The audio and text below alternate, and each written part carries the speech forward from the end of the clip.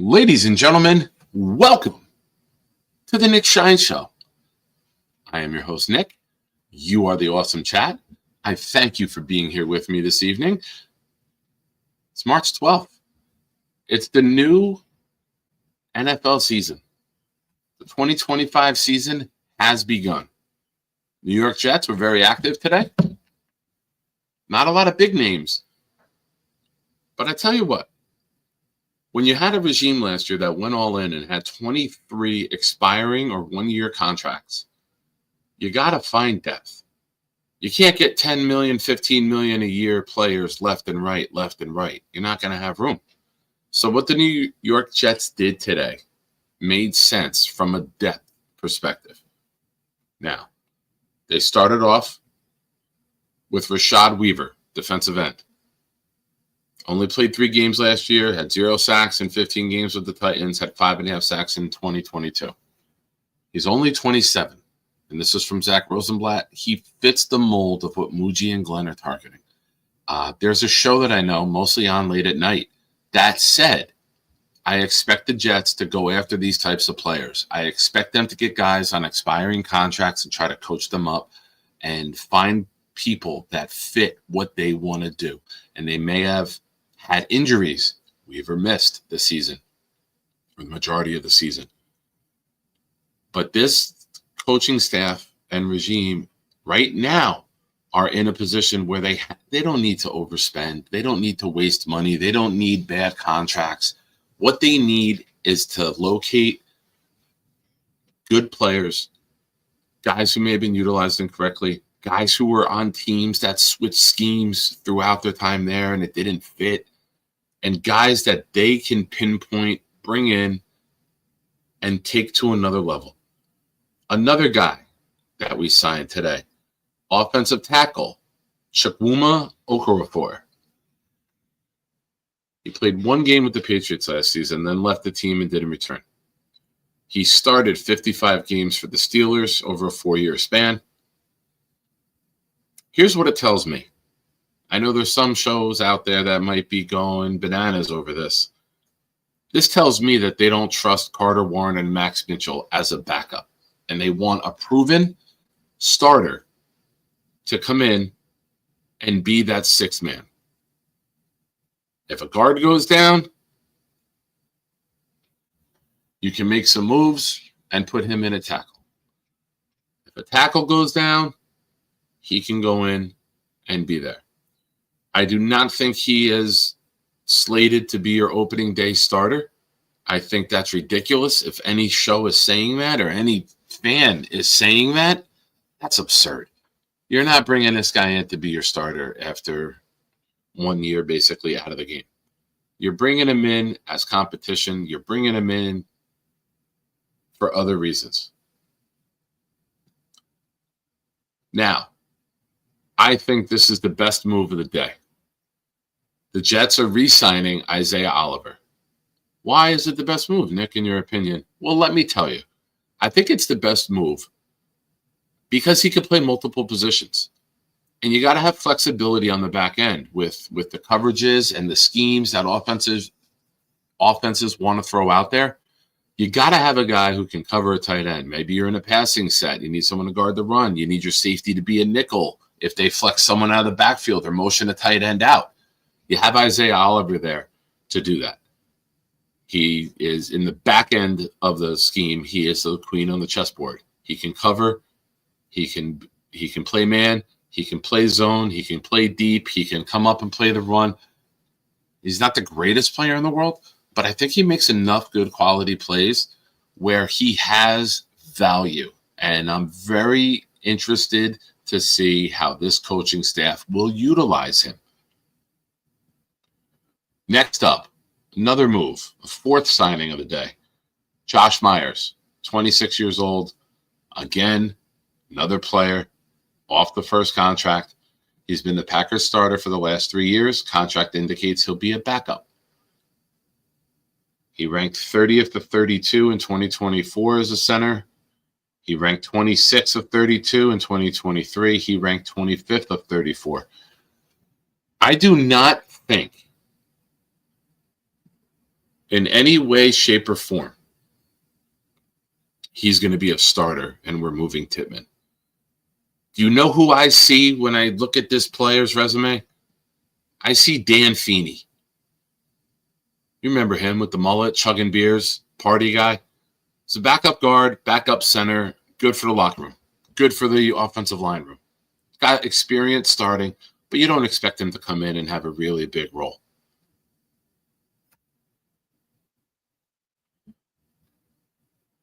And remember, 23 spots need to be filled. We only have 8 draft picks. You need some low-end, low-risk backups. I think that's what you saw today. Now, in terms of players who are not here anymore, the New York Jets got rid of CJ Mosley. You can't find a bad word to say about CJ Mosley, the man. Great leader, great representative of the organization, great guy to have in the locker room, mentoring young players. Did you see how Sherwood came on? He's been behind CJ for 4 years, I believe. CJ Mosley represented the New York Jets the way you hope and wish every single player who wears this helmet and jersey does. Class act, top-notch human being. Unfortunately, it just didn't work out win-wise when CJ was here. When CJ was on the field, our defense was better. When CJ Mosley played, we were always aligned the right way. When CJ Mosley played, you knew we had a chance to be one of the best defenses in football. He had everyone in the right position. He knew the chess match that the other quarterbacks wanted to do against him. But CJ Mosley, I know it didn't equate to wins, but thank you for everything you did as a Jet. Real Jets fans will appreciate you for who you are and not hold you individually accountable for the team's lack of success. Now, Rodgers was also announced. It's official. It will be dated, both him and Mosley, June 1st cuts. Here's what that tells me. We will have 2 chunks of dead money on the books in 2026 with Aaron Rodgers and CJ Mosley. But now, 2027, we'll have no dead money. No dead money. We might with other positions, but the 2 massive ones will be gone. 2027 is key. Right now, we have Justin Fields, a veteran quarterback. It's on a 2-year deal. I think a lot of you, especially me, believe the New York Jets will do everything in their power to trade up and get a quarterback of the future in 2026. So the key to all this, and you see the big picture coming together right now, if you hit and you have a quarterback that you like in 2026, you will have a ton of cap room in year 2 of that quarterback, like the New England Patriots have right now with Drake May, like the Washington Commanders have right now with Jaden Daniels. That's the vision. That's the plan. That's what this regime is looking forward to. Let's build the structure this year. Let's go get a quarterback in 2026. Let's have all this bad contracts off the books come 2027. And let's build around a young quarterback on the rookie contract. And let's go compete with the best teams in the NFL. Notice, I haven't mentioned anything about the past. I haven't mentioned anything about a playoff drought. Because Muji and Glenn don't give a damn about the past. This is their plan. This is what they want to do. And we should support that. Because it's the right plan. It's a smart thing to do. You can't go do. The definition of insanity is doing the same thing over and over again and expecting different results.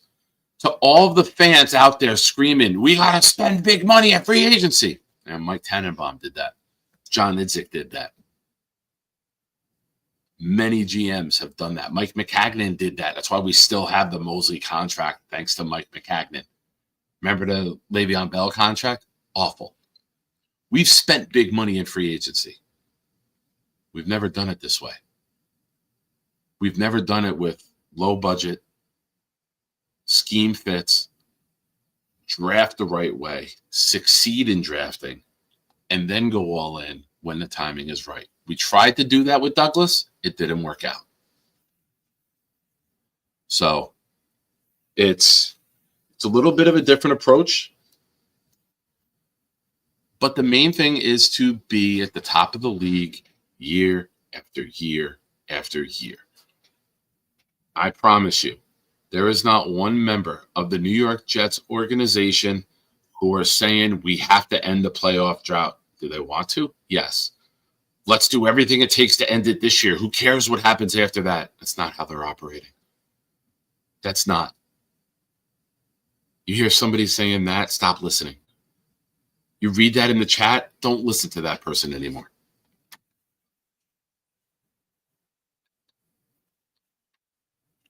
Excuse me. My ear thing is over my hat. But cheers to you, good people. Thank you for being here.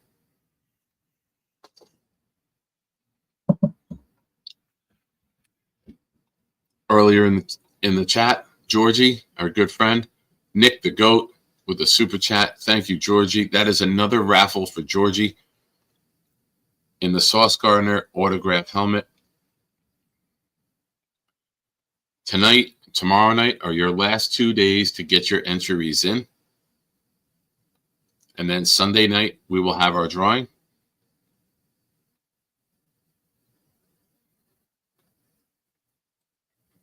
So good luck to you. Thank you to everyone who placed an entry and by supporting this channel. I greatly appreciate all that you guys do, and gals. I don't want to leave the ladies out. The ladies have been very, very supportive here too. And speaking of support, ladies and gentlemen, the great Rick Kent gifted 5 memberships just now that went to our old friend, Tony Alexio, our annoying friend, Johnny Boy, a new friend who's in the chat right now, I believe, Emmanuel Holcomb, Genergy, and Jet Life 321. Rick Kent, thank you, sir. To those of you that received memberships, welcome. Welcome back, maybe, in some cases. And to Rick Kent, keep swinging that big unit around. You're the man, buddy. I love you.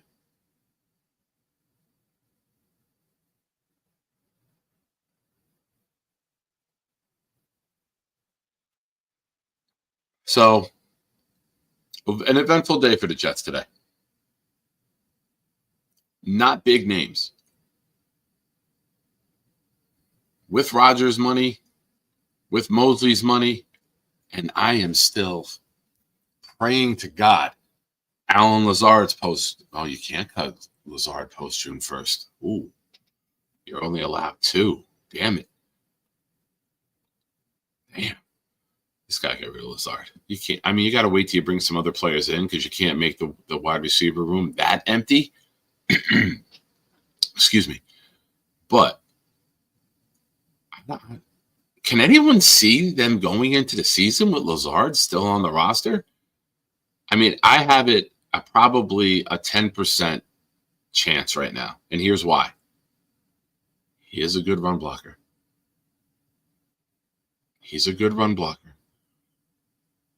That is the only way I can see him staying, is knowing that we want to run.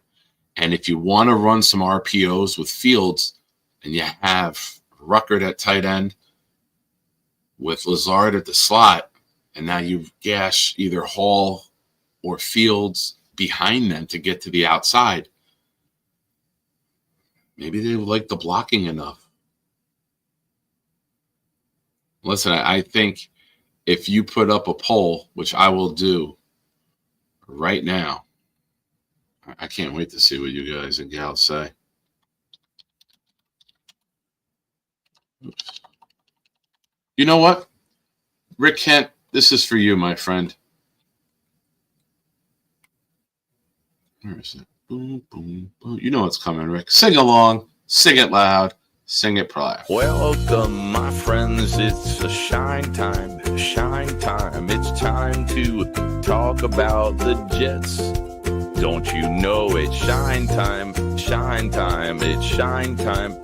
Time to be with my friends. Hey, have you seen my toe? It's gone. It's not there anymore. For those of you still in the Discord, when we said you shouldn't be, get out. Hey, Shiners. It's a party. My house. Discord party. Let's get beat.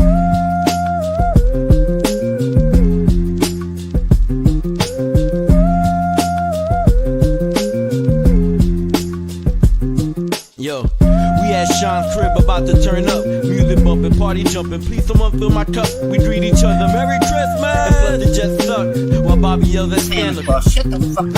Then Gary intervenes and tells them don't be mean. Eat a stick of butter every day and you'll be lean. Then Santa runs off. I hope we left some gifts because Bobby scared him off. He's on the naughty list. This whole party's lit.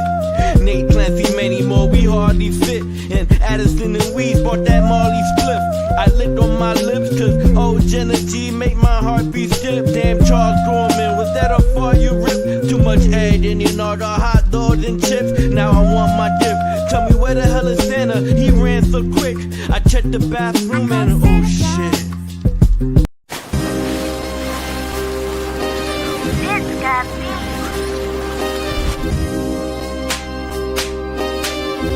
Gentry covered in football. Any day, any night, we all shine, bro. First class shine time, the Nick Shine Show. Anytime on YouTube, if you don't know, the Nick Shine Show, the Nick Shine Show. Dim the lights, but it's still bright as Nick time. Day or night, this is his prime, it's Nick Shine.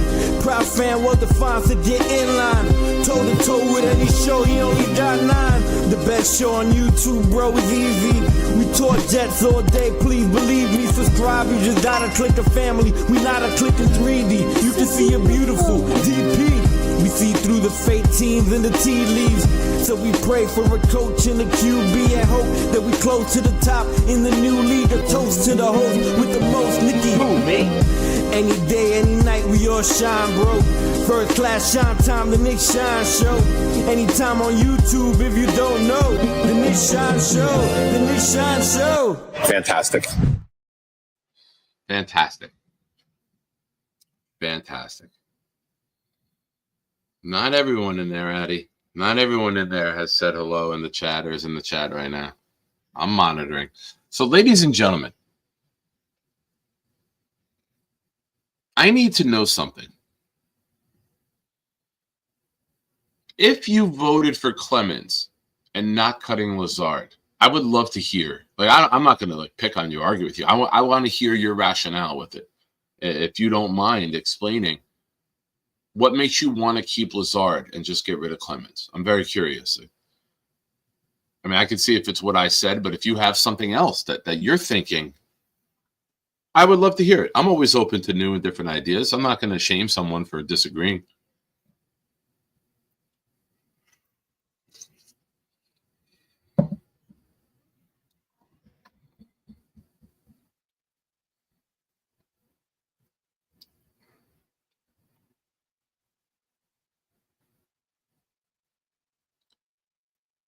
Is there... Oh, man, I don't even know if I want to open that can of worms. So far, this year's running back market is much different than last year's.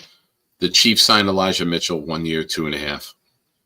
Steelers signed Kenneth Gainwell 1 year, 1.8. The Bills signed Darrynton Evans 1 year, 1.21. Last year, we saw some big names go to big teams We saw Josh Jacobs go to the Packers, playoffs. We saw Derrick Henry go to the Ravens, playoff. We saw Barkley go to the Eagles, 2,000 yards, Super Bowl. Not the same offseason. We know Barkley got paid already. They redid his contract to thank him for all he did. But I don't know. Don't see a very big market this year. There's been a little bit of money to the running backs. What else today? The Cardinals signed Jacoby Brissett, 2 years, 12.5 to be the backup. Mac Jones goes to Shanahan, the Niners.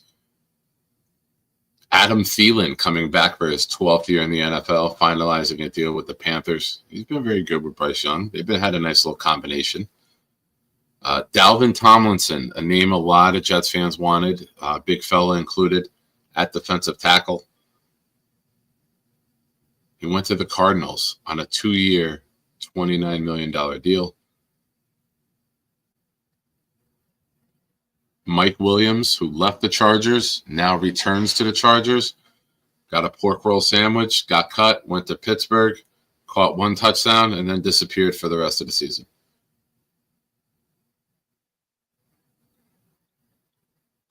What else we got? No other real major news. Kyle Trask and back to Tampa. I saw Russell Wilson is set to go visit Cleveland, and then he'll come visit New York with the Giants.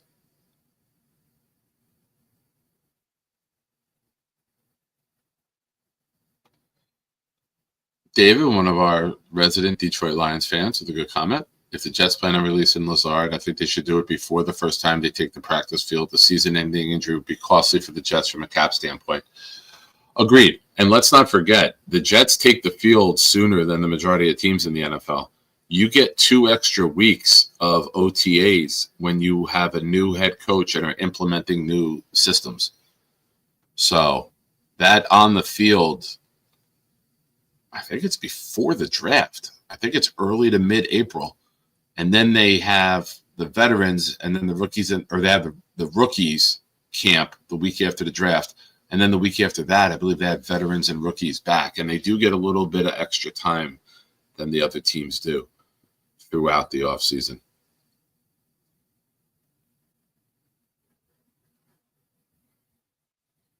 Yeah, Alan, they are. They are. Addison says the Nick Shine Show loves Fortnite. Well, just make sure if whoever's in there is watching the show. I know Rob can't. He's on his phone. Make sure Jeffrey is in here in the chat as well. These are bootable offenses if you are in the Discord and not in the chat during the show. The Discord is to support the show. Very important part of the process here.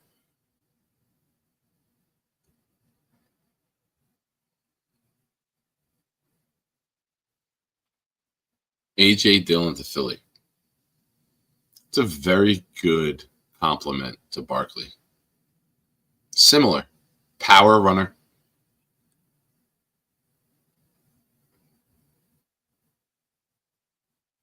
I don't know. I have a very, very good A.J. Dillon story that I cannot never tell on air. Very good. That's a tease on why to join the Discord.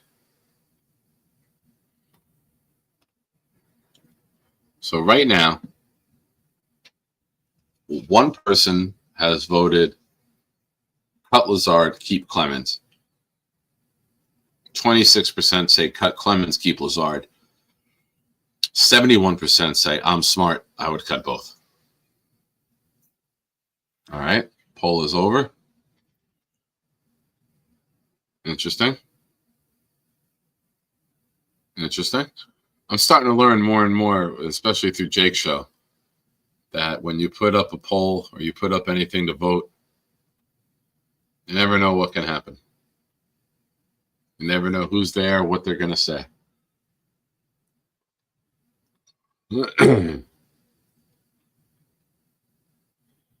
So, the New York Jets starting to put a structure together, starting to put a team together, starting to have a vision of what they want to be.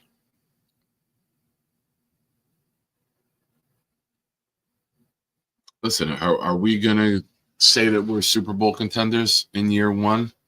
Probably not. Are we going to have them build a foundation and maybe put us at a level where we could compete?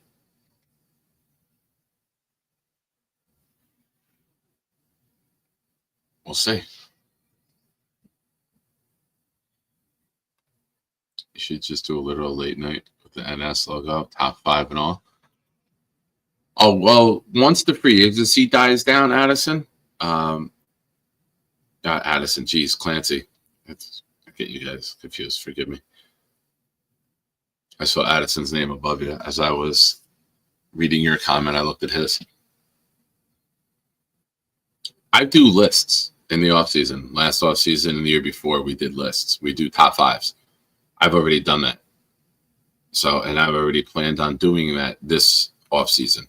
So once the free agency dies down, of course we'll have some draft talk, but we'll definitely be doing some lists. It'll be top 5 quarterbacks in franchise history, top 5 games, top 5 your favorite players, and we will do that.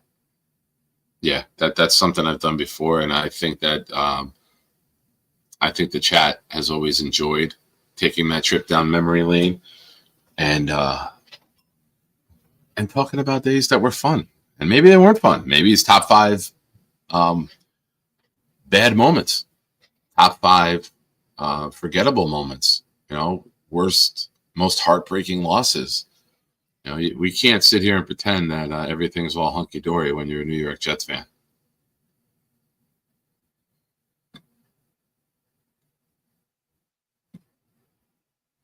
Angela Gotti coming in with a comment. Black looks good on you, Nick.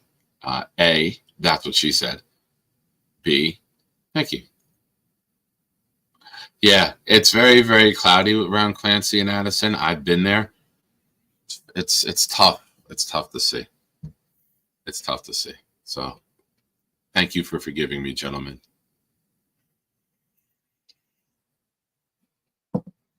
Greg with a good comment. Maybe the fun is just beginning. We'll do top 5 games that you're looking forward to this year. Top 5 running backs. We'll do a bunch, especially now that it's a late show. We do that. But ladies and gentlemen, hit the like button. Right now, we are at 50 likes. We need some more. There's 53 of you watching, to quote Stack. There's only 53 out of 50. I do, Johnny. I do. Good year to see you with.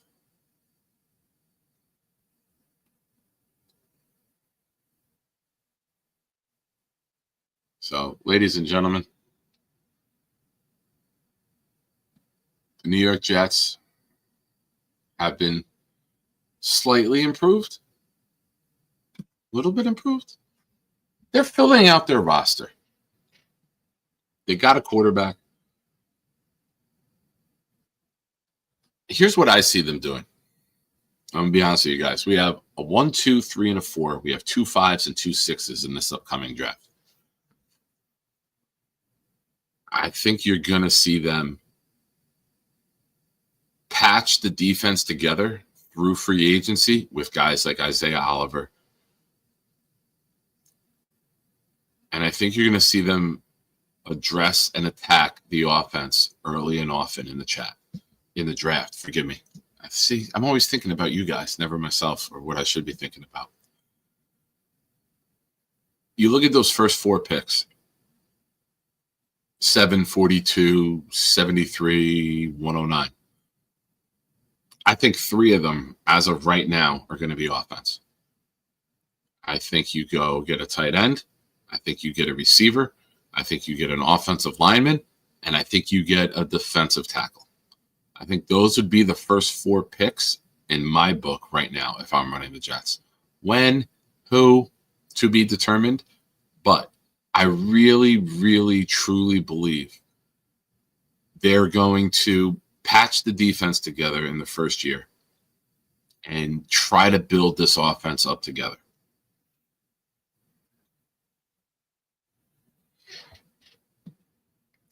That's my take. And then with those 2 5s and 2 6s, you can get a kicker. You can get another defensive tackle. You can get a safety that you can develop.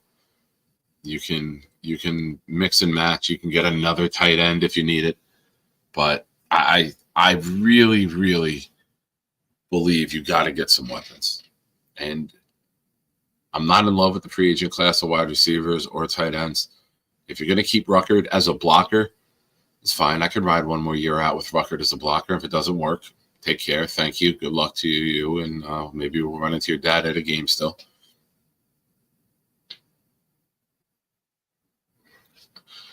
I just want to remind Clancy that if you have 2 5s and it's a threesome, you still slept with a 10. I'm not saying I've done it, but I understand.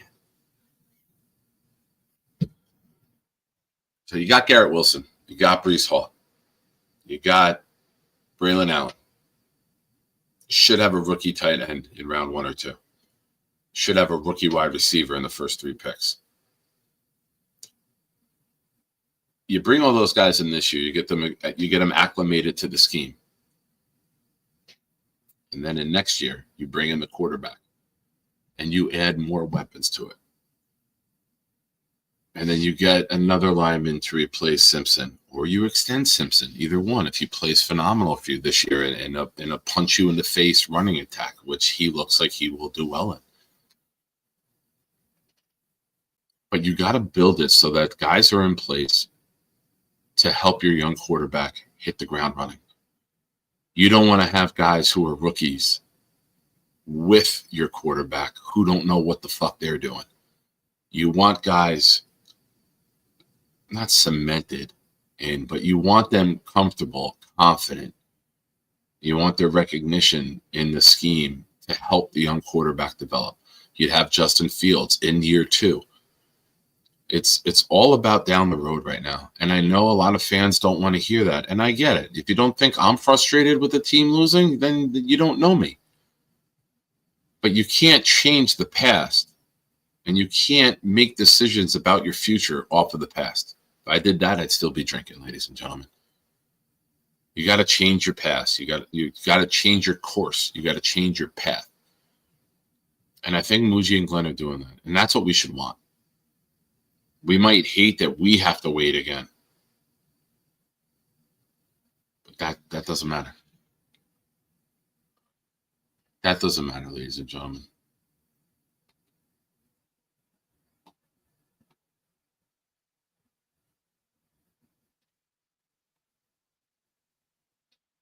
Oh, wow. I just got something sent to me from Boomtown. Hold on, ladies and gentlemen.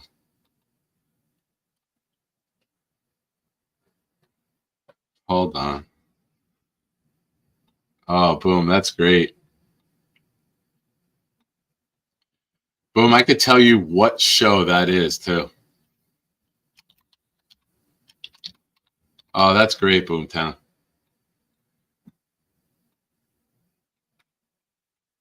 Ladies and gentlemen, we're going to go take a trip down memory lane right here.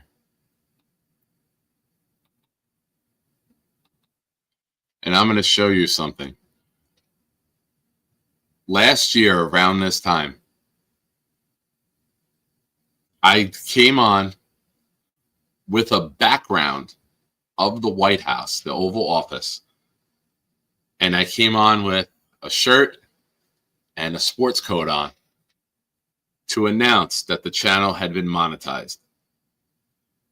And then I took the jacket off. But, ladies and gentlemen, Boomtown, and you could see Fat Nick back then. That's probably 50 pounds heavier Nick right there. Boomtown, my first show, I'm impressed. He went back and found his first comment. Boomtown, I love you. You're the best, bro. You are absolutely phenomenal. That's great. How can you not love Boomtown after seeing that?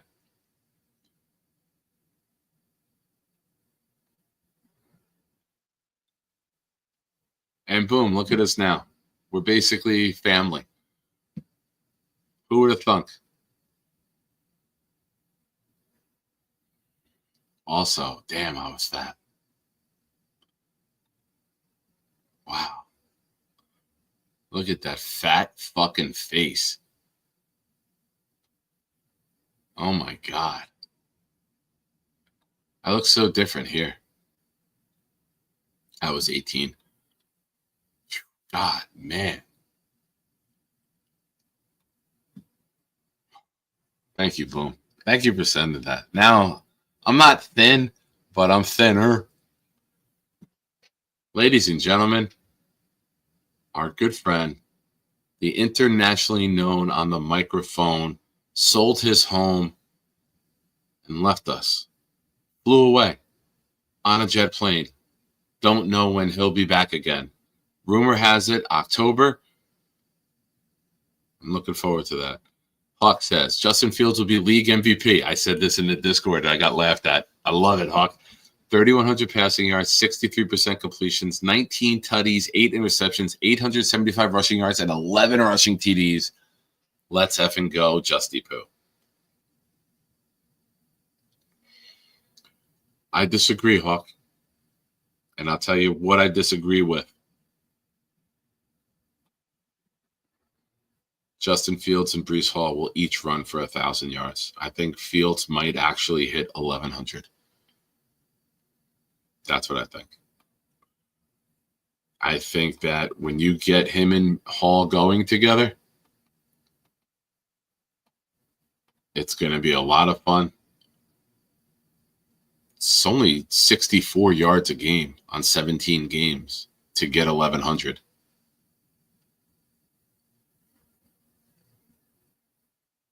You have a 100-yard game or two, and then you have a bunch of 40s and 50s, which Fields, I think, can easily do.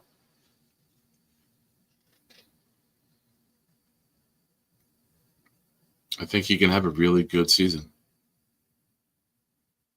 The more he runs, the more it'll open up the pass.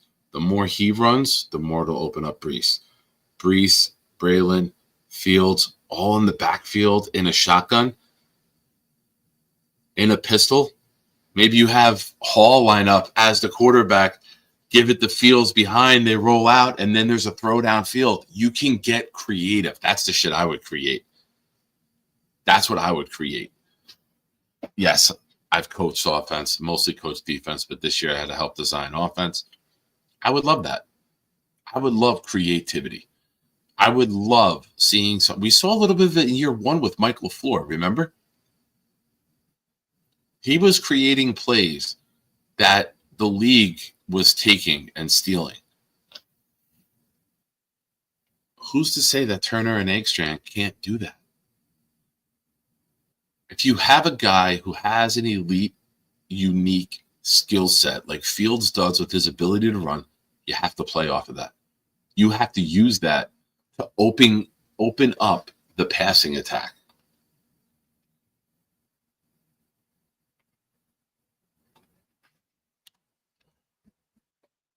Ladies and gentlemen of the Discord, I have shared the link in the Discord lobby. Tonight is your night to call in. Wednesdays and Sundays will be Discord Premium, Discord Premier, Discord Exclusive. I think exclusive? Yeah, it's exclusive to you. But the link is there for the Discord members. The Discord members are paying members to be paid members of the channel. Get exclusive access. When you pay for the channel on your own and you aren't gifted a membership, you have access to the Discord, and there are perks that come along with that.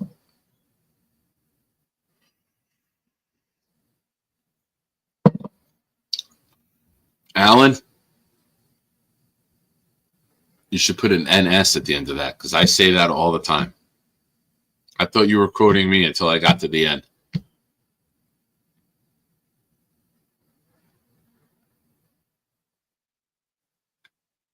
Yeah. And it's not just logic from a fan perspective, right? You got to look at it from the organization. You got to look at it from the coaching side. You got to look at it from a player side. My first thing on Facebook, whenever a new player gets released, today, Cooper Kupp gets released, should we bring him in? My comment is always, why would he want us? He's won a Super Bowl ring. He's near the end of his career. Our quarterback situation is in question.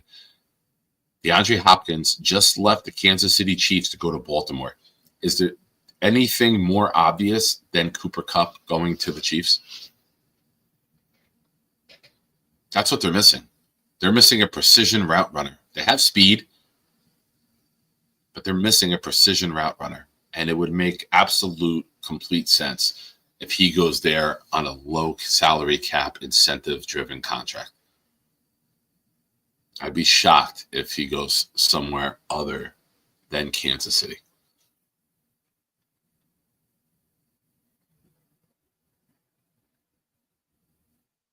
Infrared, Rodgers did not get the 4,000 yards.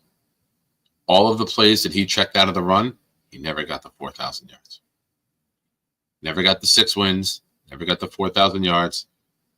But good for him. He completed the one goal that he wanted. Not the playoffs, not a 500 record. He played in all 17 games. Good for you, A-Rod. Way to set team goals, man. I'm happy for you. You didn't win. You weren't over 500. You didn't make the playoffs, but you started every game. Good for you, man.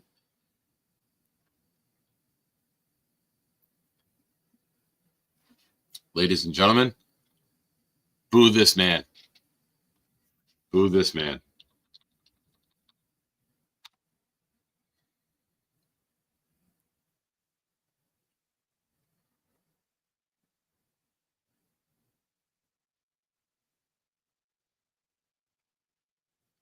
I will not continue to 4 people boo Modine.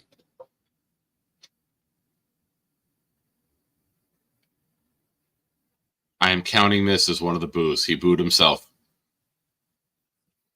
Eminon boos Modine. 2 more people need to boo Modine. Jaden boos Modine. And then bang, bang, bang, bang. Feel like Mike Breen. Is that his name? Bang. And look at Mo. Mo booed himself twice. There we go, ladies and gentlemen. You want to troll? Thou shalt troll.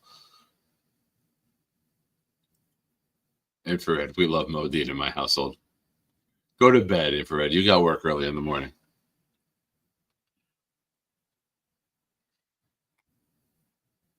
I'm looking for a comment. Team Money. Fields is 0-22 and his team gives up 20 points. Had a career best by a long shot. 9.3 sack percent rate last year. The highlights are great, but agreed. He makes highlight plays. A little while ago, I did say you got to use his skill set. And he's an elite runner. He's not an elite quarterback. He's an elite runner. But you have to design the system around his abilities to help his deficiencies. So you have to use the run game to set up the pass. You have to be deceptive with the run design and then hit the pass. A good scheme, a smart scheme, can make a player better than they are. Designing a scheme that has guys wide open can help the quarterback develop. It can give him confidence. As we've seen in sports, when you play with confidence, you can change the game. When you're down on yourself, you don't have a chance. That's why Michael Jordan said I can miss my first 20 shots. I always believe I'm going to make the next one. You got to believe in yourself. You get good coaching. Why can't he do good?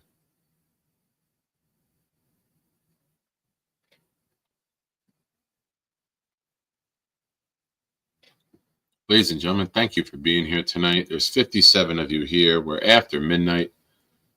We're on to day 2 of NFL free agency. Jets made some moves today, good and bad. They've added, they've taken away.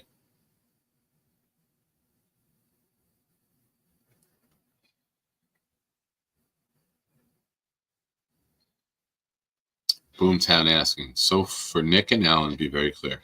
Are you suggesting that the next 2 years we'll be battling to be close to a 500 team until we get the QB? I think this year, with good coaching and a good front on each side of the ball, I think you can win some games that you don't expect to. And I think you can push for around 500 this year. And I think in year 2, you go and get the quarterback. You add to this team. And I think in year 2, you can be very competitive. And if you get the right quarterback, a la Cincinnati with Joe Burrow, a la Washington this year with Daniels, maybe you can be at the top of the league very quickly. But you need the foundation and everywhere else.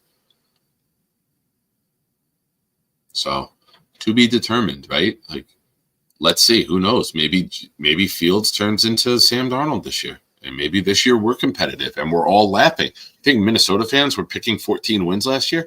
Do you think Minnesota had themselves playing in a game the last weekend of the season, the last game of the regular season, for the top record in all of football? No. But you never know. I will say this, though, Boom.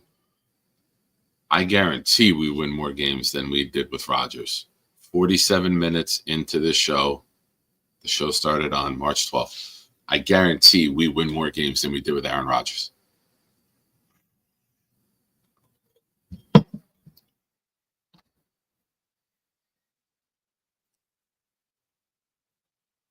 Infrared, we've had good coaching. How do you say that?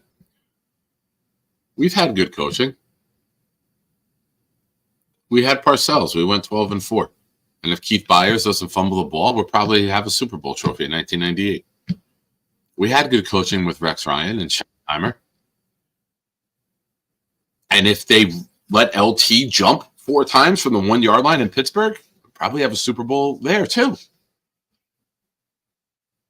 Now I know what you're saying. If it was good coaching, they do that. But sometimes they get cute. And that cost us. LT should have jumped 4 fucking times from that 1-2 yard line. I don't care. He would have got it. With that offensive line, they weren't stuffing LT 4 times in a row.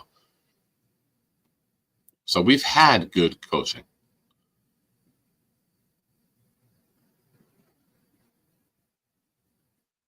It was 20 years. I didn't say we always have good coaching. I just gave you the 2 examples that pop into my head, my friend.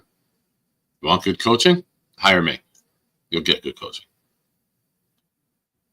Ladies and gentlemen, I give to you Gary. I love the optimism, Nick. I'm trying to get there like I was last year. But I feel like I'm trying to sell myself on it. Like, I was a fan of Fields coming out of college. I liked him a lot. You guys forget, he destroyed Trevor Lawrence and Clemson in Trevor Lawrence's last college game. Like, he was clearly better than Lawrence. I thought he'd be better coming out of college. I never really bought into Lawrence. I bought more into Fields. Yeah. I like Fields. There's upside. He just hasn't put it together. So maybe he hasn't. This is when he puts it all together. He's still young. It's not like he's 32. He's 25, 26. He's still young. Like, it's not too late for him. He can do it now. You've seen him win some games. You've seen him rely on the defense. You've seen him do it mostly with his legs. You agree with all that? Yeah. Yeah. Okay. Now, if you design a scheme, if you design the scheme and you coach it and you teach it. Listen, I've coached since 1996 when I got out of high school. I've coached for almost 30 years. Now, some kids respond to different coaching techniques. Some need to visualize it. Some need repetition. Some need you to scream in their face until it finally sinks in because they don't listen. Maybe these coaches have a way of getting to Fields and it clicks. Am I guaranteeing that? No. But It's happened. We've seen it happen. Why can't it happen here? Why can't Norv Turner's son and Turner Angstrand, or Angstrand, I said Turner's name with him. Why can't they be the ones? We see all these young coaches around the league go to different teams and come up with this unique modern day offense that players just step in and look good in. Why can't we have that? We can. And Adam Gase and Hackett, they have nothing to do with this team. You know what I'm saying? Like, the curses don't exist. They have nothing to do with this team. This is a brand new team. It's a brand new coaching staff. It's a brand new administration. Everything in the past that's happened to us in the past has no impact on what happens today. None. Absolutely none. Absolutely none. So I'm trying to sell myself on some optimism here, right? What I believe in Fields. You know, my wife is a huge Bears fan. Her whole family is Bears fan. I was the one that told her I think Fields is really good. Like, I would take him in, when the Jets had Zach Wilson and stuff. I would take him in a second. Well, now I got him. So, there's reason to be optimistic, right? He can be good. He can turn around. We've seen lesser quarterbacks turn it around than Justin Fields. Absolutely.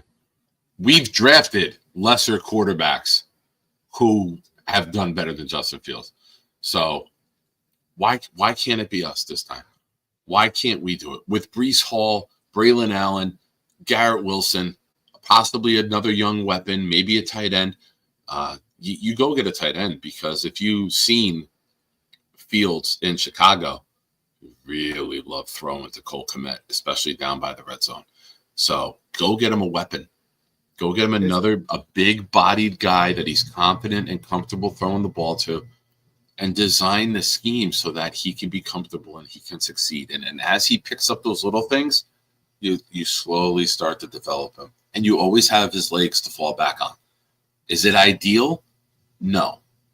But that's who you have. So you work with what you have. You don't coach him to be Tom Brady or Drew Brees and being an assassin in the pocket. You get him out of the pocket. You move him. You give him a dual threat where a pump fake gets a corner to move out, and now he gashes you for a 20-yard game before the safety comes over. Could be fun. Could be exciting. Could be different. Is Tyler Warren the pick, assuming he's there at 7? I'm starting to feel like that's the pick. If we don't trade down, we're going to take Tyler Warren at 7. It's starting to make more sense. I have very few names that I want to hear ahead of Tyler Warren. Tyler Warren is 3rd for me right now. Abdul Carter's 1. Travis Hunter's 2. Shout out to Nate, who will lick a dick if we get Travis Hunter. He said it many times. He said, I will lick a dick for Hunter at 7. And I don't want him to do that. So now I actually don't. No, he's doing it. He's fucking said it. He's made promises made, promises delivered. Shout out to Nate. Warren's 3rd. Those are the only 2 names that I would be comfortable drafting over Tyler Warren as of right now. And the way the tight end class looks in free agency, I don't care if we get one. That's not changing. I'm okay. Like, I don't love anyone outside of those 2 names. I don't really love anyone in this draft. Like, it's not like last year where there were so many sexy names at the top. Rome and Marvin Harrison and Bowers. There's so many guys, and Olu and all, like, so many names you wanted. I kind of look at this draft and, like, so many names like, So, like, if Tyler Warren is the best fit, that makes sense for our quarterback, let's take Tyler Warren. I'm not against it. Like, I'm for it. I don't mind it. And you're basically getting a 6th offensive lineman or a 7th if you run sets with Ruckert and Warren in there together. Well, that was my question. Is Ruckert going to be a part of this team next year? This organization, this front office didn't draft him. He hasn't shown really anything. He's shown an ability to block. And if you ride that for one more year and then you say, all right, you're not working out as a pass catcher, take care. But why not ride out with it? You have him on the cheap, right? If you get rid of him, you're going to have to go buy someone else. I would say keep Ruckert because he can block. And if you're going to get creative and you shuffle him into the backfield and then get creative and boot Fields out, like there's so many layers to how you can run the ball now. I'm all right with Ruckert for this year. I don't have many expectations for him long term, but if you're in a run first scheme, he helps you. And I got to ask my boy, X, Xavier Gibson. Is he going to be a part of this team next year, or is he gone? The only way I think he makes this team is we don't go and replace the entire wide receiver room. I'm not a fan. He made one play. He didn't make that play for this staff or this general manager. They have no ties to him. His film is not great. He's not big enough. He's not fast enough. His routes are shaky. I don't know. Can he make it simply on as a special teams guy, as a returns guy? Can he make it solely on that? No, right? I don't think so, because I think nowadays you want to have guys who you want to save that roster spot, right? You want to use that elsewhere. You want to have a guy who can contribute and then also be a returner. You know, you don't really have just a returner right now. I don't know. It's the guy gave us literally the best moment we've had in the last decade. And it's a shame. Like, we thought it was going to be like the start of a tremendous career. We thought it was like a Leon Johnson, or we thought it was a Leon Washington. We thought, holy shit, we're going to have one of the best returners ever. And it's been very underwhelming. Can't hold on to the ball. Is not, I don't know. I have no tie to him. If they let him go, I'm fine with it, to be honest with you. But I think it'll be training camp. I love X. He's from Dallas. He walked on to Stephen F. Austin College. From Stephen F. Austin College, he makes it to the Jets. I'm like, I remember when he was on the team in the preseason. I had to look up, like, this is Gibson with a P from Woodrow Wilson High School. He's on the Jets, and then he made the team. Like, this is crazy. And then the first game of the season, he does that. I'm like, yo, this is my new favorite player. I love this guy. And then, like, whatever, he's done that. Yeah, kind of his best moment. Yeah, like a girl that you get with, she's bad in bed.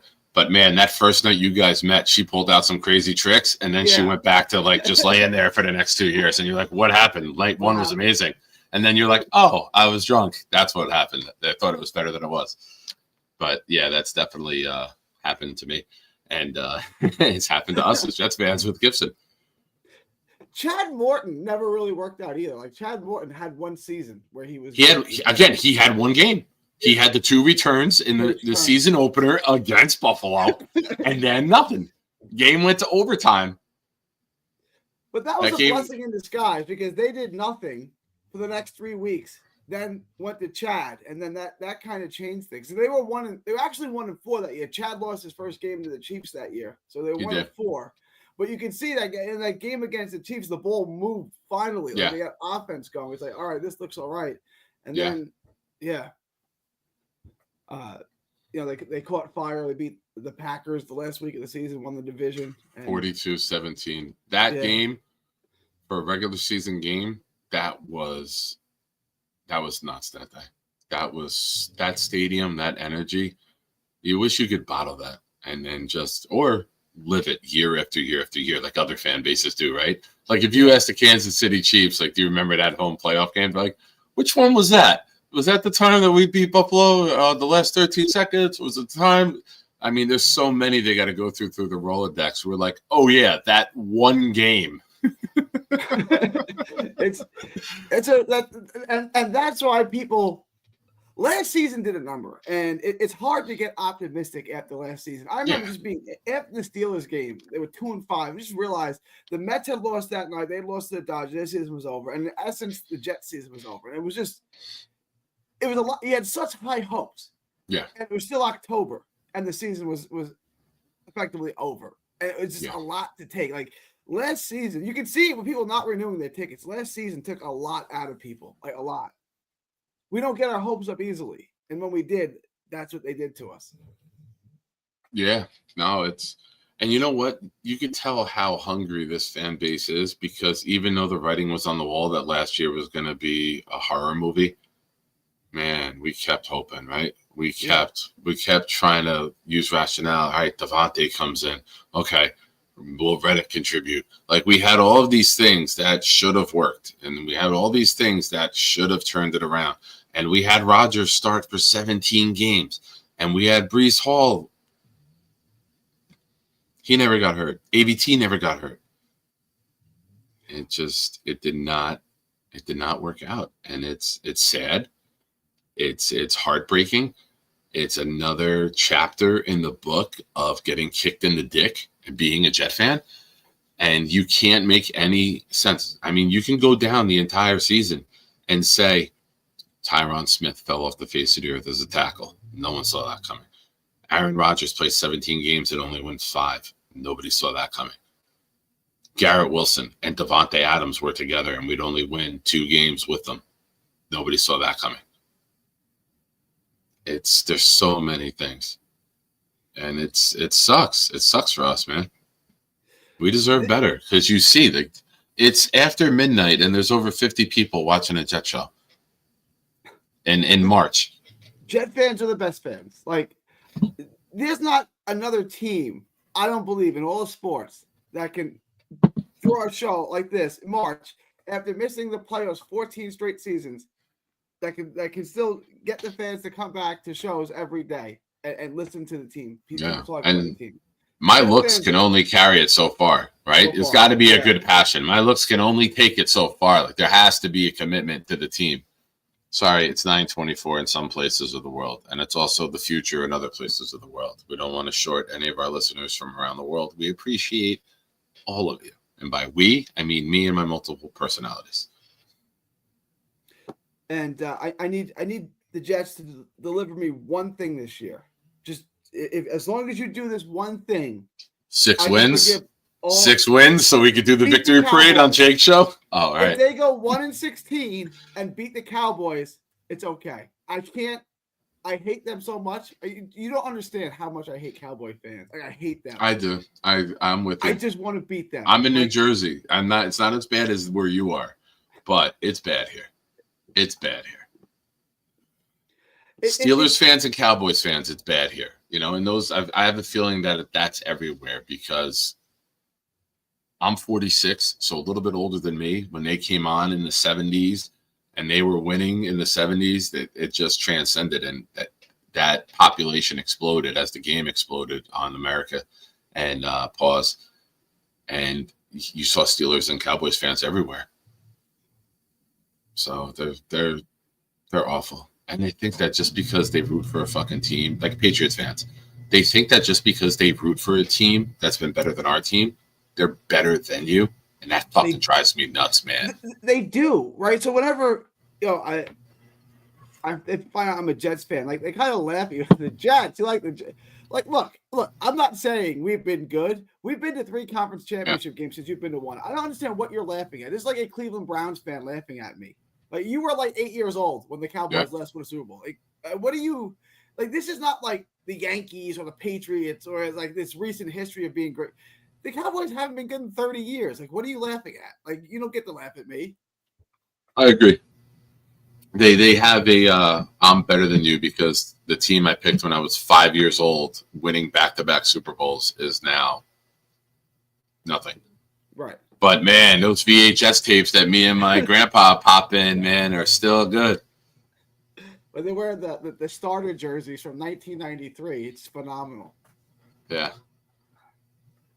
Yeah, it's Cowboys fans are different. They will tell you how great things were. Being a Cowboy fan is like walking around and telling you what's happening on the History Channel is breaking news. Yeah. That's Cowboys fans in a nutshell. They just live on the History Channel. This is what I hate. Like, so I'm friends with them on Saturday because a lot of them are usually Longhorn fans. So we're chill on Saturday. And then Sunday, they turn into each other. Demon. They turn into some monster. And we them boys, this is our year. We them Texas boys. It's like, you were just normal yesterday. No, it's a switch. It's an asshole switch. And it's a gene that you have to have. Like driving a BMW. If you drive a BMW, you are an awful driver. Like there's DNA in it. There's evidence. I've studied this. Yeah. You have to pass I drive like an asshole selfish fuck test to get a BMW. And you have to be a pompous, arrogant dick to be a Cowboy fan. They go together. It has to be. All of them. It's 100%. It's not a correlation. It's a 100% thing. And you know what's crazy? The Cowboys over the last 30 years are more famous for their cheerleaders than they are their football team. My daughter was just watching the documentary on Netflix about the Dallas Cowboys cheerleaders. Now, She hates granted, the Cowboys too, but loves the cheerleaders. I mean, I'm not gonna knock the cheerleaders. Like, Yeah, I'm not that hate. I'm not that hate-filled. Like, I don't want them for the Jets because if you're not gonna be able to top the best, don't start something.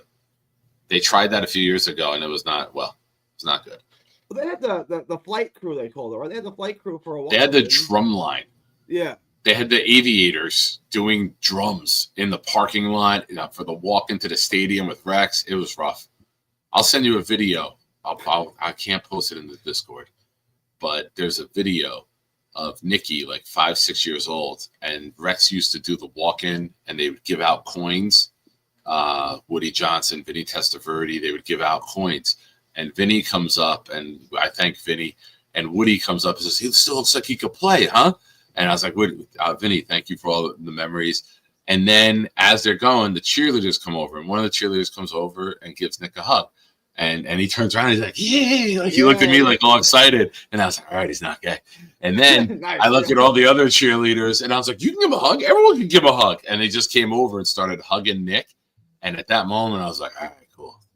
Cool. That's one problem I don't have to worry about. That's checked. Like, he might talk back to me. He might not listen. He might be mouthy in attitude. He's my kid.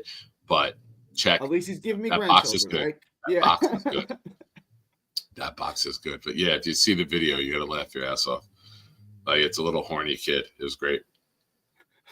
But yeah, after that, I mean, you had cheerleaders. You were trying to force them to do stuff. The team wasn't winning, and the fans were not dealing with the sideshow. You see it now at the stadium. Everything is a production. Everything is selling ad time. Everything is. Thank you, David. Thank you, David. Yes. So everything is a sales thing to them. We have the T-shirts presented to you by.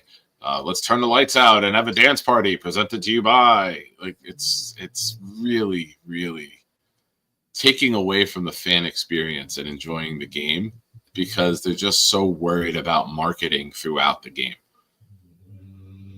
It's not fun. It's not fun sometimes being there. It's great being with the people. It's great having an outing. Vaddy comes across the country. Hank comes from Canada. We all get together. But I enjoy being home, especially now with technology and the televisions. It's a lot more fun watching the game. Yeah, the best place to watch a game is on the couch. It's air conditioned, it's room temperature. If I'm doing a football game, it's either indoors or on my couch. I can't sit out in the cold anymore. I'm too old for that. I know. And you're down in Texas. So, yeah. I mean, up here, we were at some games. The game that Addison came out to in December was rough. There was another game I went to with my son, nephew, and brother-in-law. The Ram game, that was rough. That was 22 degrees. And then the final game against Miami may have been the coldest of all with Tom and Clancy, Nikki, Nate. Oh, yeah. That's hardcore. Rough. That's hardcore. That was bad. And it was a 4:25 game, so like the sun went away too. There was like no hope of any warmth. I had season tickets the first 2 years of the new stadium, so 10 and 11. And I remember the Thanksgiving game in 2010 when they played the Bengals. It was freezing. Sitting outside, and it was starting to like snow a little bit that day. Oh, the last game in 2010 to close it out the old stadium? No, the 2010 was the first year of the new stadium. 2010 was the first year of MetLife. Correct. They played the Bengals on Thanksgiving at home. And I yes, that game with that was the Brad Smith lost the shoe on the kick return or kickoff return. Yeah. And I remember I was at that game with my girlfriend, who's now my wife, and sitting in that game, we're going through pictures of like all the years we dated. Remember this? How much would someone have to pay you now to sit out? It was like 25 degrees that day. Like, how much would someone have to pay you? It got rough. Yeah. We had my tailgate. We had a 42-person like 6 tables put together inside tents with heaters, and it was like 60 degrees inside there. We had Thanksgiving dinner as like a massive family. That part was cool. Yeah, that's But cool. then Yeah. going into that game was it did get a little rough with the weather. But that was back when I was drinking before diabetes. I didn't get cold. I could go into like a shirt like this, just long sleeves, and be fine. But now that I'm old, man, I'm sitting there fucking shivering during the games, and my son's laughing at me. And I picture my dad like looking down at me and saying, "Yeah, I told you this shit was going to happen to you one day." That's okay. Yeah, but you told me when I was like 26, and I was an idiot then. Like, why do you tell me now? You know, Yeah. You know, sometimes like you feel okay. I still feel like young. I still feel like I'm in my 20s, and then sometimes you feel like you're like dead. You know, like sometimes I feel great, and then sometimes I wake up and I feel like I'm 80 years old. I can't move. Right? I mean, after I got hit by a car, I play basketball every Tuesday, right? Mhm. I didn't play for like 6 weeks, and then one of my guys on my team calls me up and says, "I got the rec center from 9 to 11. It was Monday. He's like, why don't you play with us to get yourself, sharp for Tuesday so you can play on Tuesday?" I'm like, cool. I'm not kidding. I'm playing within 15 minutes of running full court. I pulled my hamstring. I'm like, I'm out again. Like, it sucks. Like, 6 weeks I was out because my ankle after I got hit by a car. I'm running for 15 minutes. I pull up, I'm like, that's it, guys. I'm done. They're like, what happened? Like, my hamstring, it's over. I woke up the next day, like, my entire back of my leg, from like the bottom of my ass to the back of my knee, black and blue. Like, well, basketball's done for this year. No more basketball this year. And now I'm 41. I played in an over 30 league. I think I might just be done. Like, I can't play with 30-year-old kids anymore. Like, I'm getting cooked. Like, I can't play with them anymore. It's getting old sucks, man. But then I wake up some days and I feel like I'm 25. I'm an old guy, 3 siblings. I'm 41 years old. I'm getting old. Getting old. What happened to Nick? There he is. Did Nick drop off? I don't know. It happened again. The whole browser that I'm on turns black. I don't know what happens. Probably StreamYard. StreamYard. StreamYard gets a little weird. Because it's happened in Edge. It's happened in Edge and it's happened in Chrome. So it's got to be StreamYard. But the entire window that I'm operating in completely blacks out. Like the whole window just goes black. Like there's no sense behind it. That's definitely like StreamYard sucks. It's just easy to use. Like that's why everyone uses it. It sucks, but it's easy to use and it's not that expensive. Like there's other services that are like you have to have like a PhD to use it, and it's this sucks, but it's affordable and it's easy to use. Like you could be an idiot like me and use it. Yeah, but you got to figure they will. Hopefully, there's a glitch with it. I got to talk to Jake to see if that's what Jake is getting. If it's the whole screen, because the whole window browser goes black. But then I have YouTube open on here, it's fine. I have X open over here, it's fine. It's StreamYard box that goes out, so it's got to be StreamYard related. Oh, you stream on X too? No, I did for a little bit, but I want the traffic to come here. Yeah. That's the problem with X. You get a lot of views, but they don't come to your YouTube channel. They stay on X. Like, I don't know if this is a good thing. I don't know if this is good or bad. I'd rather just stay here because this is where the channel is based. This is where you want the growth. Yeah, like exactly. I get it, but I've done it, and just I don't know. I didn't see the benefit of it because I wasn't seeing the channel growth here doing it. So. Yeah, no, I know. We were streaming during the Nets game the other day, and my little StreamYard said I had like 89 people watching me. Oh, that's awesome! And I checked my YouTube. It's like currently watching 19 people. Like, so 70 of them are over on X. Yeah. Every view you get on X, ads. It never comes away. That's not concurrent. Yes, because one night I thought I had 500 people watching, and then. Every time someone views you on X, it just counts up. Okay.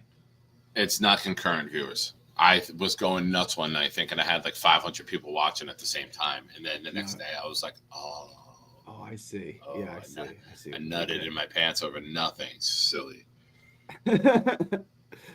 Yeah, then ladies and gentlemen, listen to Big Will. Hit the thumbs up. Thank you for being here. You were watching the late night show with Nick Shine. Gary's here joining us. We're talking Jets. We're at 65 likes right now. If we get 4 more, we will drop the link in the YouTube chat. So hit the like button. But I don't know. You have any thoughts about any of the moves? Anything throughout the league stick out in your head where you're like, oh shit? What it is like the salary cap went up so much that like every contract looks huge now. But then when you look at it as a percentage of salary cap, you're like, oh, okay, that actually makes some sense. Yeah. Like when I heard Jamie and Serber's contract, I was like, are you kidding me? And then Three Siblings Day was like, well, the cap went up like, another 10% and $30 million in total. I'm like, I guess the Sherwood contract kind of is reasonable, I guess. I guess that kind of makes sense. Here's the way you judge it. You judge it off of everyone else getting the deal. Yeah. You judge it against the contemporaries that year because the money changes from year to year. If you see a cornerback getting 3 years, $13 million or $12 million a year, like the guy we signed did, now you see DJ Reed. DJ Reed got the same contract he got 3 years ago. He got 3 years, 48. 3 years ago, he got 3 years, 45. That tells me DJ Reed did not outplay his contract because the money has gone up drastically in 3 years, and your value barely went up. So you got to look at it that way. Are you outplaying your contract? Are you going up? Or in DJ Reed's case, your value didn't really go. Now, listen, I'm not scoffing at $48 million, but in terms of the NFL and in terms of playing for 3 years, playing well, and then barely making more money, yeah, that's like a red flag, right? Like you didn't really, if you would have got 3 years, 60, and it's like, oh shit, DJ Reed's value went up, man. They see him. Yeah. But I don't know. It's just my thought. You got to compare each year because each year is different. No one saw $50-something million going up in the last 2 years. So paying Quincy what we paid Quincy 2 off seasons ago to compare to what Sherwood got now, it's not the same. It's apples and oranges. Yeah, the salary cap keeps going up and up and up. That's like TV deal, man. The TV deals between CBS, Fox, ESPN, Amazon. The money is there. Crazy. The streaming money is huge. It's the ratings are there.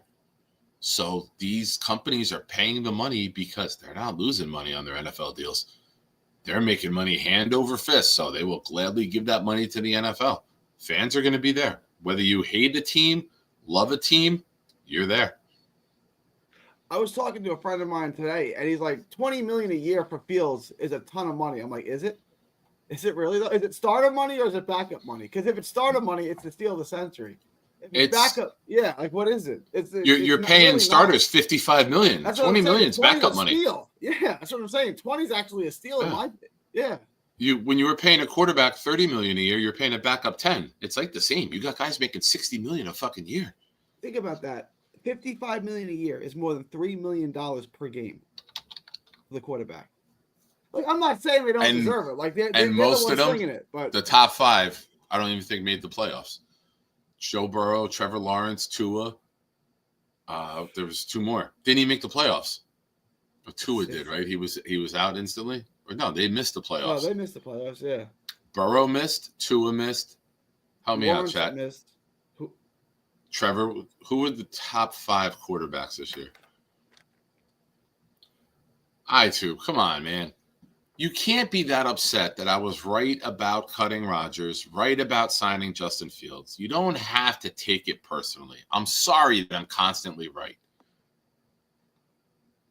And also my apologies for last night. I went a little off the deep end there at the end of the show. Thank you for coming back tonight. The top 5 is Dak Prescott, Joe Burrow, Jordan Love, Trevor Lawrence, and Tua. So Jordan Love was the only one who made the playoffs. But they didn't win a game. They lost in the first game, right? Yeah. Thank you, Hennessy. I'm just seeing your comment on top of it. Are you sure, Alan? I thought he got 45. All right, my mistake. I'll admit when I'm wrong. Alan is kind of like an encyclopedia on these things. He's kind of like the Boomtown. Like you can't get away with saying like, I said this. Boomtown pulls out the card. This is actually what you said. It's like, all right, I guess you got me. Were you in the show before when Boomtown showed his first comment? No, I was not. This is almost a year ago. It's Fat Nick. 50 wow. pounds ago for me. Yeah. And Nick, my first show, I'm impressed. There you go.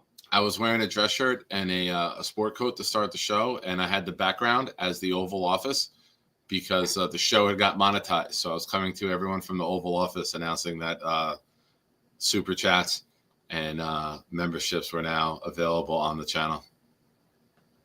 There you go. That was it. So you got it monetized a year ago. Yeah. You've grown a lot. You've grown a lot in a year. Yeah.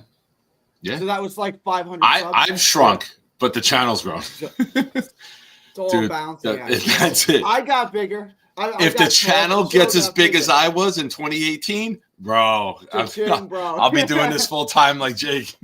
I'll be going head to head against Jake if I get that big. Do you feel Brandon Stevens could be better than DJ Reed? I don't know much about Brandon Stevens yet. I don't. I don't. Obviously, he's wearing our colors. He's wearing our jersey. I hope the best for him. I didn't know much about DJ Reed when DJ Reed got here from Seattle, I believe. But you coach a player up. I counter it with this question, Big Will. Are they going to let Sauce shadow? Are they going to put Sauce on number one? Now, David D., you're here in the chat, the Lions fan. Did your number one corner under Aaron Glenn, did he travel with the other number one wide receiver? Did you guys play more zone, man? I know you're a very studious fan. That's why I'm asking. If you wouldn't mind sharing that information, because I'm curious to see if they're doing one corner stays on one side of the field. I'm not too happy about that. But if Sauce is going to travel, and now Shepard, right? Is it Shepard? You want to hear an interesting story about Brandon Stevens? Stevens. Go ahead. Hit me. He was a 4-star or a 5-star as a running back out of Plano High School, same town that Allen lives in. Went to UCLA. Didn't work out at all. It looked like his college career was over. SMU said, I think he could play corner. And here he is. Nice. Yeah. So coaching matters. Yep. Coaching matters, right? Heavy press man in 2024. Did your number one cornerback travel, though, or did he stay on the same side of the field? I need Sauce to add 6 to 8 pounds of muscle, especially in the upper body. Because if you're going to press, you got to be able to jam. You got to be able to make an impact on receivers when you pop that shoulder to get him off of his route. He doesn't do that. They fling him off, and then they do drag routes underneath whenever he's up in man press, and now he's chasing from behind the whole time. I hate that. As a defensive coach, I fucking hate that. This is my problem with guys like Jahdae Barron at Texas. All world in college. He's going to get to the NFL. What is he? Right? He can't play press coverage. So, I mean, what is Jahdae Barron in the NFL? He's not the fastest guy in the field. Like, what is he? I don't know. Who's the Lions safety from Alabama? Lions safety? Not I think it's a B. David, who's your safety? Brian Branch? Brian Branch. He's like that, right? Like he could be coverage, he could be back end, he could be run support. It's just a matter of how you draw it up for him. Thank you, Nathan.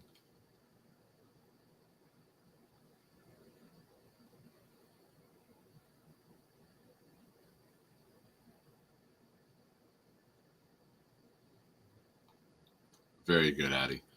Sauce makes Kevin Durant look like Lou Ferrigno. I don't think Sauce is that small, but All the young kids right now are like, who the fuck is Lou Ferrigno? I do have something to share. As you know, we're at 64 people watching right now. If you wouldn't mind, stick around, everybody. Let's get to 69. It's a thing that happens here a lot. It comes up so much in life that even our good friend Addison goes to the dispensary and his total is $69. There you go. And he's carrying around hundos. Who carries around hundos like that, Addison? Hey, man. Welcome to the good life. Yeah, that's right. It's 69 is everywhere on this channel. We're at 67 watching right now. Everyone, don't move. When do you get a bill like that, though? When do you get a bill for exactly $69.00? Just $69. That's a once-in-a-lifetime thing right there. If you have anything to do with the show, it will pop up in your world, I promise you. The number 69 doesn't reoccur on this show at alarming rates. So much. At alarming rates. I wish it happened to me as much as it happens on this show. And you would never see me. There would be two thighs up in front of me the entire time. I wouldn't have to do the show. I would just be yelling into a cave or canyon.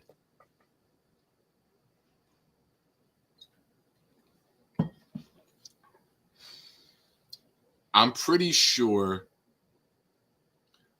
if it's Addison at this time, I'm pretty sure he was at the dispensary. I've never heard Addison go to the grocery store. He goes to get fast food. He didn't go to the grocery store.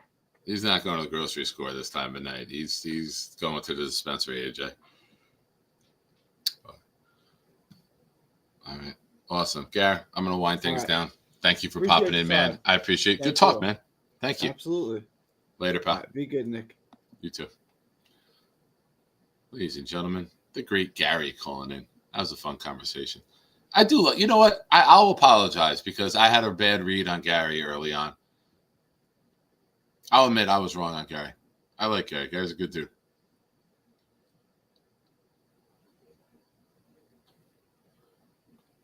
I don't think he's doing 225. Have you seen his arms, iTuber? He's got spaghetti arms. I don't know if he's doing 225.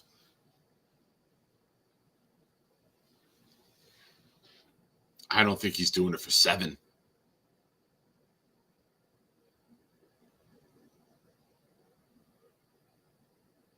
I don't think he could do it for 5. Maybe one of our Googlers in the chat. I don't think Sauce benched at the combine. We would know that number. We would be making fun of it. Can anyone pull that? I see. Oh, I could do it now. Derp.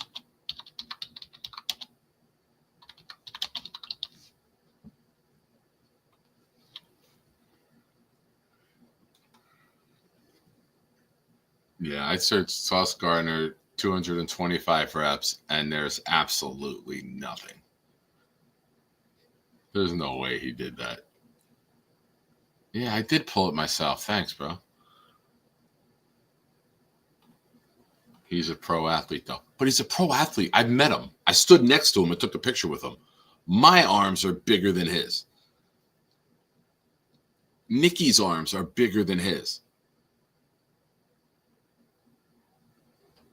Nikki just did 225 2.5 times. I think he's stronger than Sauce, upper body strength.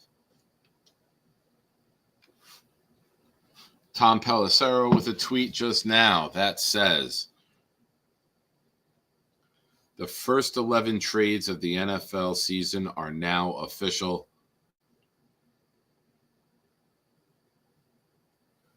None of them involving the Jets, the Geno Smith, Kenneth Murray, Davon Godchaux, Kenyon Green, Kenny Pickett trade, the Laramie Tunsil trade, which is wild. I don't know why the Texans would give away Tunsil. Khalil Elam, Christian Kirk, Deebo Samuel, Joe Thuney, and Jonah Jackson. Those trades are now official. They are on the record. The new league year has processed. And the Jets are 0-0. We are undefeated. We have not lost. And we are 0 games back as of today. Thank you, Stack. Appreciate you, man. Big Will says, Google's a motherfucking liar. I just told you we can't. All right, ladies and gentlemen, I thank you for joining tonight. It's almost 1 o'clock. It's time. What did we learn today? What did we learn? I do want to let you guys know, if there's Jets news tomorrow night, I will be on. It's also your last chance might be tonight to get in for the Sauce Gardner raffle on Sunday night. $5 super chats, gifted memberships get you in the raffle. I do not know if I will be on tomorrow. I need a rest one night. If the Jets make any moves, I will be on. If the Jets do not make any moves tomorrow, I doubt I will be on. So, ladies and gentlemen, it is right here in person. Sauce Gardner autograph helmet to be shipped to you. But you got to be in it to win it, ladies and gentlemen. Got to be in it to win it. Yeah. Yes. 15 years old, halfway through the lease. Halfway through the lease. You could be 7-8 years away from them starting to talk about a new stadium. Don't forget, the NFL will give you $300 million towards the construction of a new stadium every 30 years. So that thing could be halfway to death. I think they should, if they do build together again, go smaller and build a roof. But when you want to be the major stadium near New York, you want to host things like the World Cup,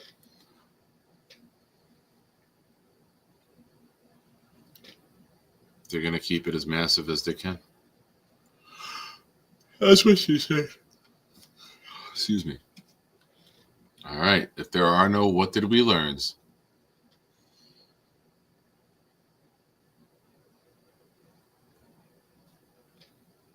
you know what time it is. Not one what did we learn from you guys? You're going to put everything on Boomtown? All right, then. We will go back in the time machine to Fathead Nick. It looks like I'm about to explode. Not in a good way either. Let me take this down. I learned that almost 1 year ago today, a very good friend stumbled across this channel, gave me a chance, and now we're like best buddies. So Boomtown, thank you for watching. Thank you for sticking with this channel, and thank you for becoming a very big part of this channel and what happens here. This show might not be what it is without your contributions on a nightly basis. So thank you, pal.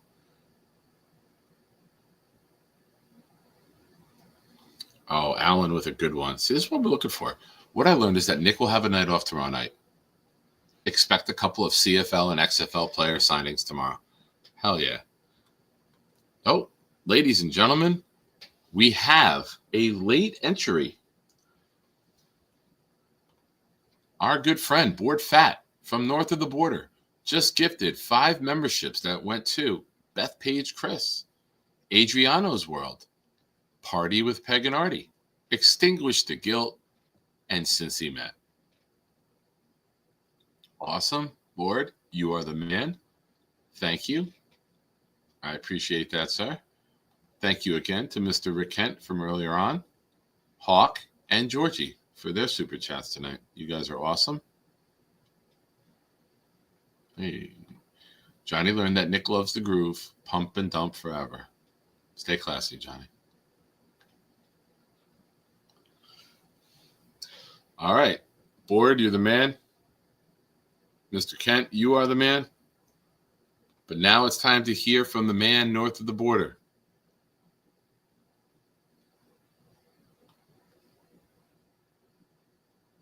Boomtown, everyone wants to know, Boom, what did you learn today? Thank you, Mess. Appreciate you being here, sir. Tom Ace fell asleep again with the iPad on his lap. I haven't heard from Tom in a while. He's fallen asleep the last 2 nights on us. Make sure you make fun of him wherever you see him. And before Boomtown, don't drop it yet. If you didn't comment yet, don't do it. Oh, never mind. Go ahead. Proceed. I'll do it after. Boomtown learned Johnny Boy is the annoying friend. Of course, you should have known that. Rick has a big unit. Nick is always monitoring and patrolling the DP. Someone other than Addy is in trouble. Fortniters must support the show, or else. Bonus, one Shiner's finger took a wrong turn and voted Lazard. 2 5s equals a 10 when it comes to threesomes. Gibson equals disappointing girlfriend follow-up sex. Hell yeah. Double bonus, there is an asshole selfish fuck test in order to get a BMW. And they all pass. Look out for a mess in Nick's pants when he gets 500 concurrent viewers. Addison pays with $100 bills. Rob learned there's a new plague and empire is going to crumble before our very eyes before we know it. All right, I missed Addison. I learned you missed my what did I learn? I'm still scrolling back. I learned we 69'd from coast to coast. Hell yeah. Spread it wide, get inside.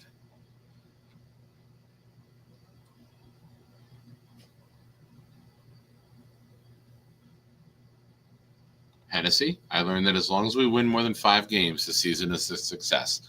No, when we win 6 games before the end of October, and everyone said how doom and gloom it was because we didn't keep Aaron Rodgers and his 5 wins. 5 wins. We're going nuts over 5 wins. Now we don't have that anymore. Oh, I love it, Hennessy. 4-0. Now, I have something for you guys. Last night during the call with Lane, something tremendous happened. Something earth-shattering happened. I didn't hear it, but thank God Tom Ace did. Ladies and gentlemen, turn your volume up and enjoy.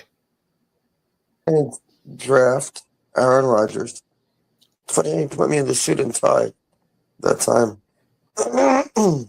Yeah, I think you'd be great at it, my friend.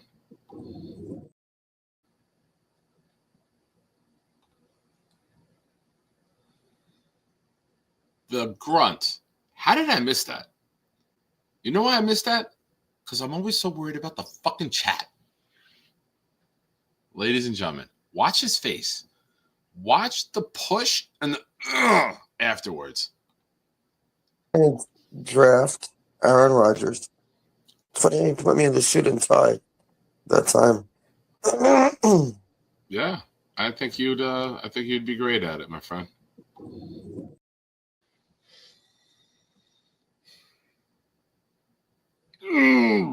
Almost fucking blew his eyes out of his head.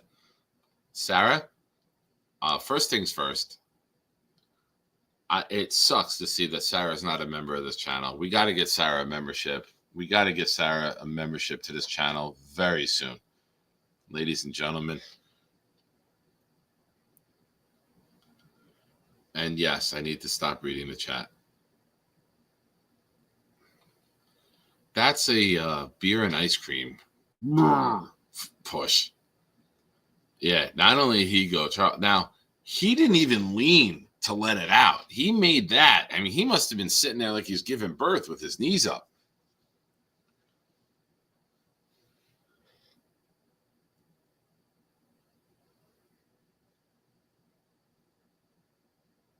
Hell yeah, Sarah. And thank you again for gifting the memberships the other day. The other day was like ladies' night. You gifted, Kim gifted. It was great. Yeah, no lean. To get that volume without the lean? Can we? All right, we're going to watch that one more time. Draft Aaron Rodgers. It's funny you put me in the suit and tie that time. Yeah, I think you'd be great at it, my friend.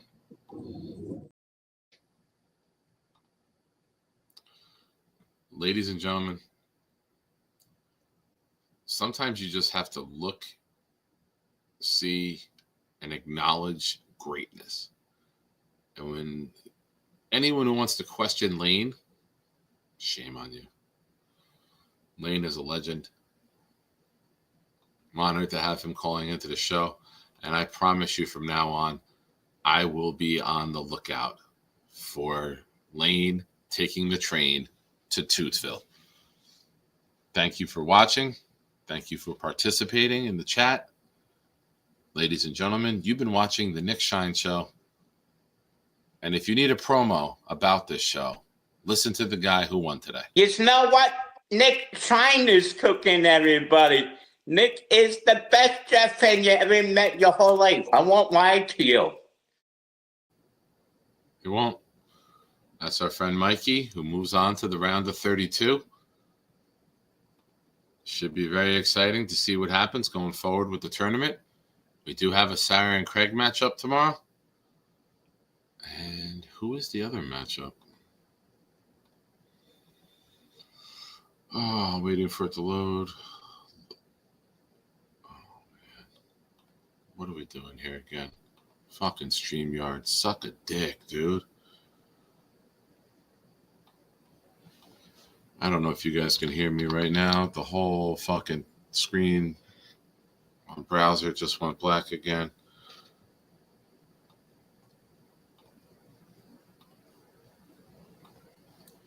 I'm going to try to end the show. Let me see if I could do that.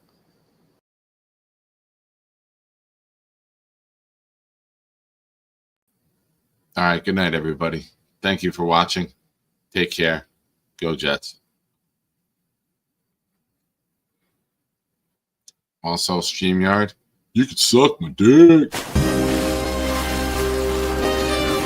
got me.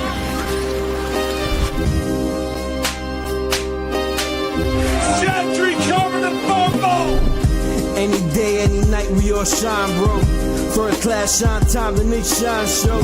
Anytime on YouTube, if you don't know, the Nick Shine Show, the Nick Shine Show. Dim the lights, but it's still bright as Nick time.